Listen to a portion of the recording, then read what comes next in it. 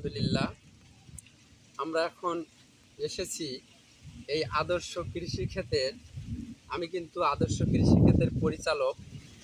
আমি দীর্ঘ ৭-৮ বিঘা জমিতে এই সবজি চাষ করে থাকি। আসলে আপনারা মনে করেন যে উনি প্রতিনিয়ত ভিডিও ছাড়ে না কেন? আসলে আমার কিন্তু সেই রকম ভিডিও ছাড়ার কোনো সময় বা আমি পাই না। যেটুকু পারি আমার যে উপকারিতা বা সফলতা এটুকু অন্য কৃষকের মাঝে বিলিয়ে দেওয়ার চেষ্টা করে থাকি। যেমন আমি দীর্ঘ ৫ বছর যাবৎ এই মালচিং পেপার জোড়া বেডে ব্যবহার করেছি। জোড়া বেড ভাষাটি আমি বোঝাতে পারছি কিনা জানি না।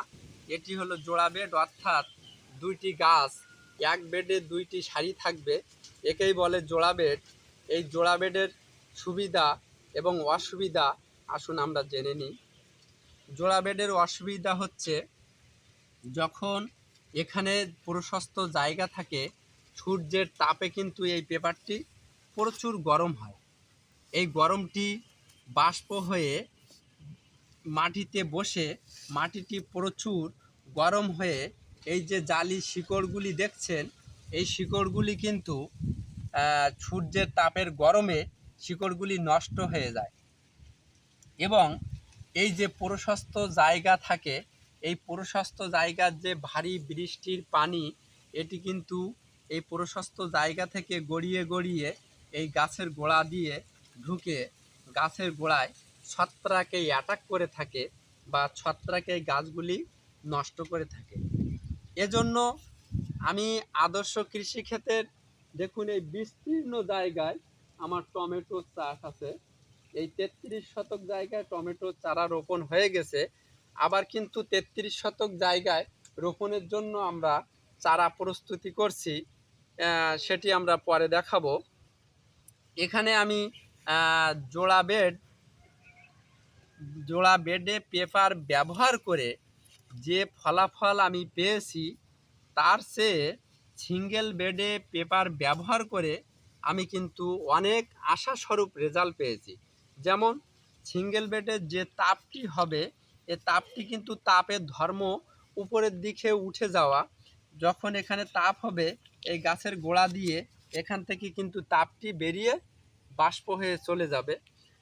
তার কারণে আমার এই জালি শিকড়গুলি কিন্তু আর তাপে নষ্ট হবে না।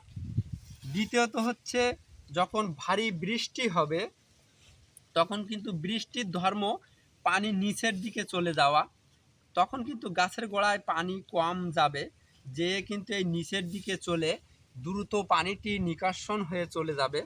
এর ফলে এই গাছের গোড়ায় ছত্রাকে অ্যাটাক করবে না।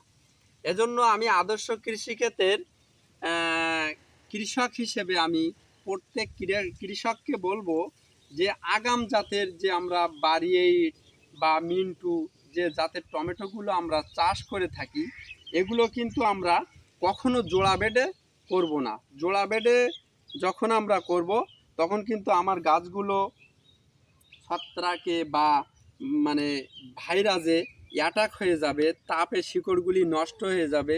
শিকড় নষ্ট তো গাছ নষ্ট। আর দেখা যাচ্ছে যে ভারী পানি গেলে কিন্তু গাছের গোড়ায় কিন্তু ছত্রাক জমা হবে।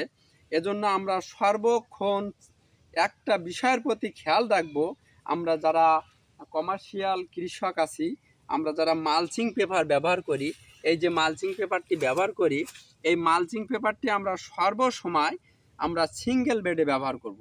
আমরা কোনো সময় জোড়া বেডে ব্যবহার করব না। জোড়া বেডে কিন্তু আমি ৫ বছর যাবৎ আমি এই জোড়া বেডে মালচিং পেপার ব্যবহার করেছি, তাতে আশাস্বরূপ আমি ফলাফল বা রেজাল্ট পাইনি।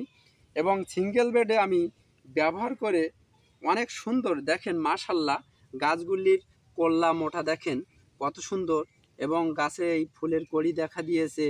এই কিন্তু আমার ৩৩ শতক জায়গায় টমেটো চাষ, টমেটো চাষ করে গাছে ফুল দেখা দিয়েছে। আবার কিন্তু পুনরায় আমরা ৩৩ শতক জায়গায় টমেটো রোপণ করব। চলুন আমরা দেখি সেই চারাগুলি।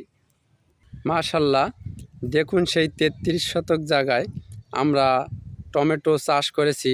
টমেটো গাছগুলি কিন্তু অসাধারণ সুন্দর ফুল এসে গিয়েছে। আমরা কিন্তু এখানে সব সিঙ্গেল বেড ব্যবহার করেছি।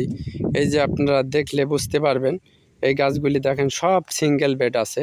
এখানে কিন্তু কোনো জোড়া বেডের ব্যবহার নেই। জোড়া বেড ব্যবহার করে আমি কিন্তু ফলাফল আসলে ভালো পাইনি।